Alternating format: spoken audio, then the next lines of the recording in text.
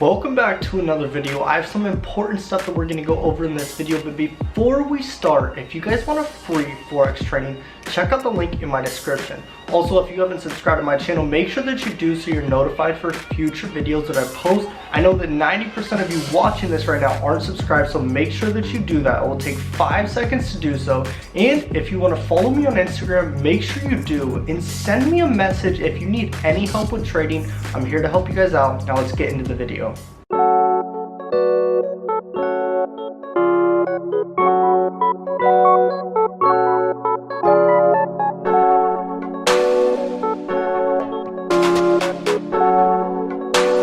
Now before we get into the video, I want to remind you guys that my program is on a massive discount, and this is everything that you guys are going to get when you sign up. You're going to have your own login to access all the courses, so it's a 4-part course. If I go to part 2 right here, you guys will see this is exactly what you'll have access to, and this is what it will look like. You'll have a completion bar, and if I go to one of the videos, let's say I go to this one, you guys can see that the video will pop up right here. And you can watch it at your own pace at whatever speed you guys want. As well with that, everyone who joins my program is going to be added to my group chat, where I do send trade alerts on a weekly basis. And in my group chat as well, I have a bunch of media files like trainings that I put in, news events, all this other stuff that you guys are going to have access to. So once you guys go to the website rorfx.com, go to join now. Then once you go right here, click get started, but watch what I'm going to give you guys. This is a promo code for only this video, so if you're seeing this video, this is only on this video. Type in FX4 and it's going to give you 25% off, not 15% off. So I want to go over US30, exactly what I saw in the markets today. I did not trade today, sadly, but there were actually some very good setups today, and I want to show you guys like the indicators and the setups that I would have taken. So first off, if you guys don't know, I trade the New York session. I trade from 6:35 to about 7:30, 8 a.m. But the key times that I'm looking for trades are around 6:35 to 7 a.m. That is my time in California. I'm in the PST time zone. Indicators I'm using are the 20 moving average, 200 EMA, and 50 EMA, and then the sessions indicator. And the time frames that I'm mainly using are the minute 5 and the minute 15. Those are my babies right there. So like I said, this was right here at the market open, 6:30 to 6:35. I do like to pass right when that market open candle opens up. It's very volatile, and there usually is a false breakout. And that's something that you guys can do, is go back in time and look at the market open on US30. By the way, that's all I trade. I only trade US30. And if you guys don't know what US30 is, watch my videos. This is the money maker. Forex pairs are so slow, they're pretty much dead to me. So right here's the market open. I like to avoid that false breakout because it's very quick, it's very rapid, and sometimes it'll just go down when it really does need to go up. So that's why I like to wait about 5 minutes after that candle closes. So 6:35 is like when I'm gonna start looking for setups. And overall, when I'm trading, guys, I like to look for pattern setups. So I like to look for A's and then V's, and this is what I'm looking for. So here is a good A pattern, and obviously I'm gonna catch the pattern right here, the short right here. So with A's, I'm looking to sell. With V's, I'm looking to buy. That's just a little description for you guys. Okay, so this is overall the setup that I would have taken today, and I'm going to give you guys a little hack. 6:45 is a very key time to be looking at in the markets, whether it's the 15-minute candle from 6:30 to 6:45 or the 5-minute candle from 6:40 to 6:45.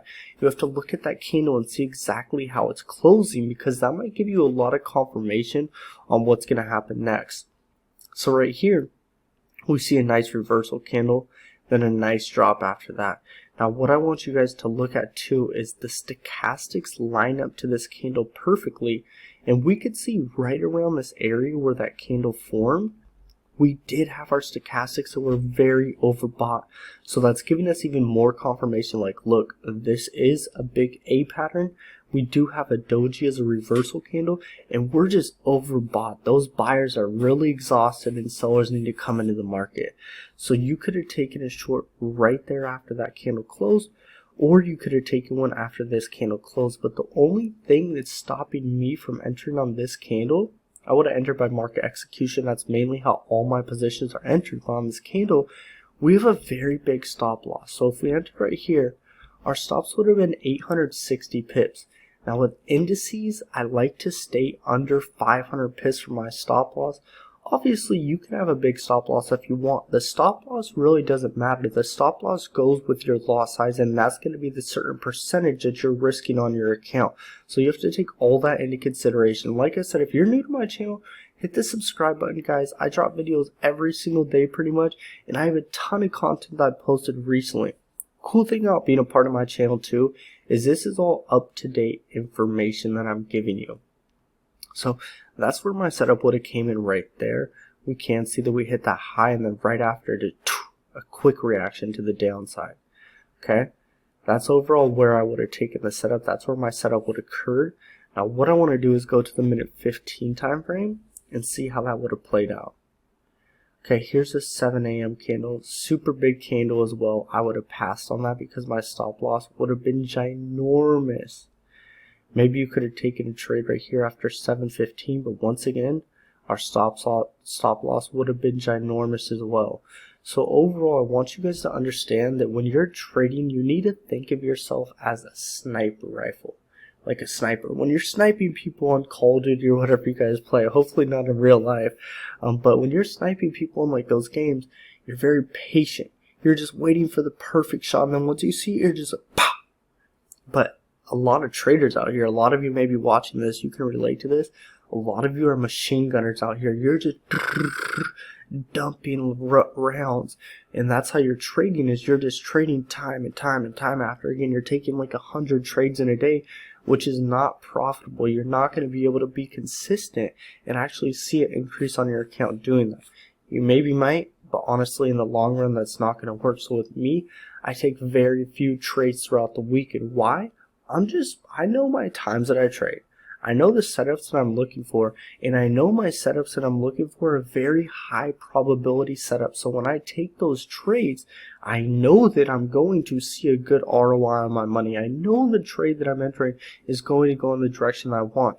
And there's no better feeling when you look at the markets and you're like, okay, that's a pattern that I recognize, and I know what happened last time. I know it's going to do the same thing.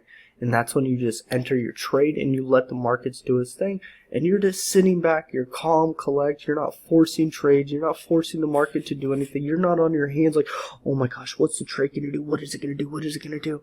Nah, you want to be confident in your trades, and that's why I tell you guys, be patient. Your setup's going to come, maybe not the first day of the market opening, maybe not the second day, but your setup will come if you're patient.